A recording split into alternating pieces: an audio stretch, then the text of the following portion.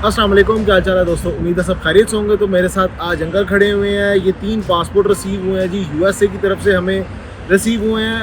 होने 4 थे क्योंकि अभी इनका पासपोर्ट रिलीज़ नहीं हुआ, तो इनकी पूरी फैमिली का पासपोर्ट रिलीज़ हो गया।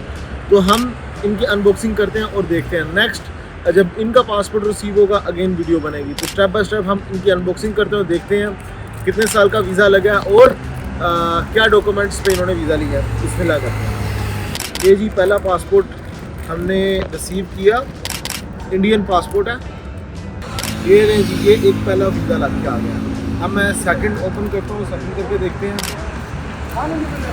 और उसके बाद मैं सारा बताता हूँ डेट्स क्या है, किस डेट पे कितनी डेट्स का इनको वीज़ा मिला है, ये भी हम सारी चीज़ देखते हैं। दूसरा पासपोर्ट, दूसरे पासपोर्ट पे अगर हम चेक करें, ये जी इनका दूसरा पासपोर्ट रहा। और अब आते हैं हम तीसरे पासपोर्ट पे।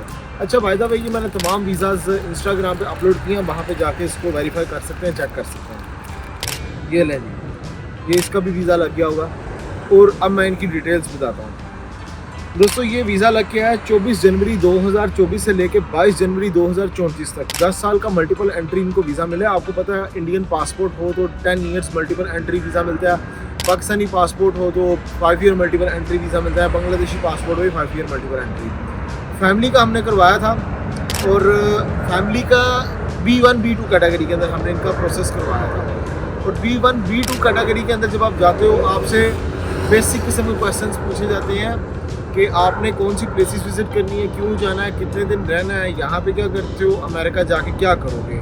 जहाँ तक इनकी ट्रैवल हिस्ट्री की बात करूँ तो इनकी ट्रैवल हिस्ट्री में दोस्तों एक है जी श्रीलंका ट्रैवल किया हुआ इन्होंने, और ये आगे भूटान, एक इनका इजिप्ट, और उसके बाद हम देख रहे हैं तुर्की इन्होंने ट्रैवल किया हुआ, और इन्होंने जॉर्जिया ट्रैवल किया हुआ।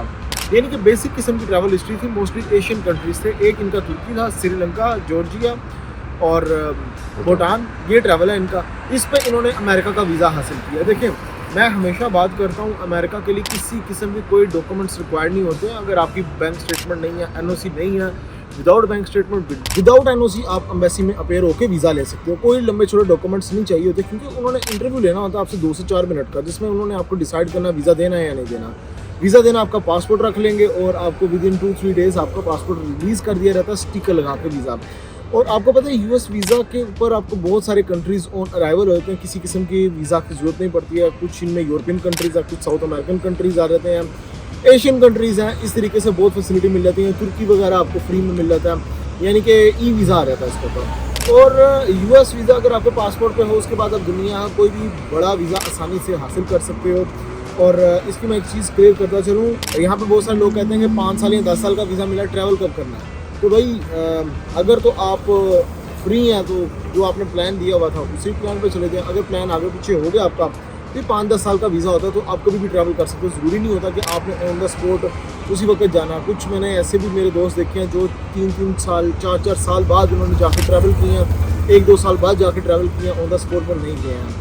तो एयरपोर्ट की जहाँ तक बात रही, किसी किस्म का कोई इशू नहीं होता। सिर्फ अगर पूछ भी लें तो आपसे पूछा जाता है क्यों आए हो, कितने दिन रहना है, बस इस किस्म के बेसिक किस्म के क्वेश्चन होते हैं। और रही बात यहाँ के डॉक्यूमेंट्स की, सिर्फ आपने पासपोर्ट होना चाहिए आपके पास एक, और उसके अलावा आपने एक अपॉइंटमेंट लेनी है, DS 160 कन्फर्मेशन लेटर ये होना चाहिए, और आपने एम्बेसी जाके अपेयर हो जाना, दैट्स इट। और ऑन द स्पॉट आपको वीज़ा दे दिया जाएगा। बाकी रही इन वीज़ाज़ की बात, तो ये आप जाके इंस्टाग्राम पे वेरीफाई कर सकते हो, देख सकते हो। मैं कॉन्ग्रेचुलेशन बोलूँगा, कॉन्ग्रेचुलेशन टू यू। आज आपको वीज़ा मिला, आप हमारे पास आए, हमसे हमारी सर्विसेज ली, यहाँ पर रिलीव किया। बस नेक्स्ट वीडियो मिलूँगा, रेडो पे ख्याल रखो, अपना देखिए, अल्लाह हाफिज़।